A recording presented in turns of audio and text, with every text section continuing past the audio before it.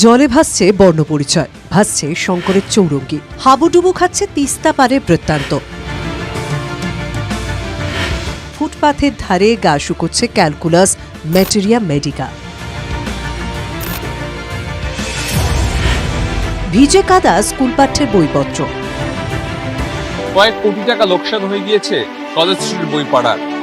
প্রবল বৃষ্টি এবং জলের তরে ভেসে গিয়েছে বইগুলো।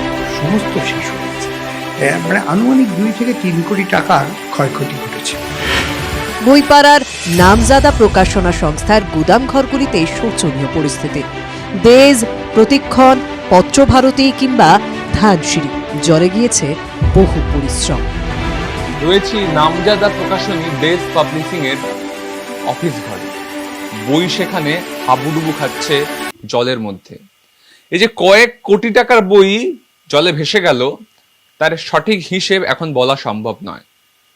এরকম একাধিক প্রকাশনার অফিস দপ্তর তা সম্পূর্ণ ভেসে গিয়েছে জলের তোড়ে। বাইন্ডাররা বই বাইন্ড করে রেখেছে যে পরের দিন ডিসপ্যাচ হবে। সোমবার গভীর রাত্রিতে এটা ঘটলো, ফলে কাউকে কোনো সময় দিল না। মানে কাগজ, বোর্ড, পার্টিকুলারলি যে বইগুলো নিউজ প্রিন্টে ছাপা, সেগুলো একদম পুরো কাদা হয়ে গেছে, কিছু করার নেই।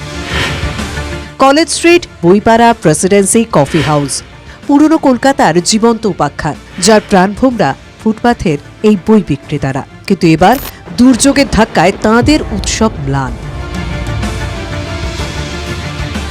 কোনো মতে সে ভেজা বইগুলোকে উদ্ধার করার কাজ চালাচ্ছেন কলেজ স্ট্রিটের বই বিক্রেতারা। সেখানে অনেক দুষ্প্রাপ্য বই থাকে।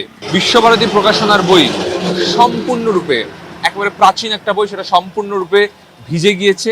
কোনো ক্রমে উদ্ধার করার চেষ্টা করা হচ্ছে। এরকম প্রচুর পুরনো বই যেগুলো হয়তো আর কোথাও পাওয়াও যাবে না, সেই বইগুলো কিন্তু সম্পূর্ণরূপে ভিজে গিয়েছে। অনেক বই দুষ্প্রাপ্য বই সব নষ্ট হয়ে গেছে, যেসব বই পাওয়া যায় না, ঠিক আছে, পুরো বই নষ্ট হয়ে গেছে, দোকান হেলে গেছে। কলেজ স্ট্রিট বই পাড়ার প্রত্যেকটা বইয়ের দোকানের ভিতরে জল ঢুকে গিয়েছে এবং জল ঢুকে সব তছনছ করে দিয়েছে। আমরা ভেবেছিলাম যে এই তো এই সপ্তাহ লাস্ট আমাদের, আমরা শনিবার সবকিছু গুছিয়ে যাব, কিন্তু হঠাৎ এমন একটা আসলো, ঝড় রাত্রে আসলো, আমরা মানে কান্না পাচ্ছি, মানে ভাবার বিষয়। চোখে জল, কাঁদছেন বই বিক্রেতারা। সব শেষ, পরপর বইগুলোকে কোনো ক্রমে শুকিয়ে ফেলার কাজ তারা করছেন, কিন্তু এভাবে কি আর সামাল দেওয়া যায়?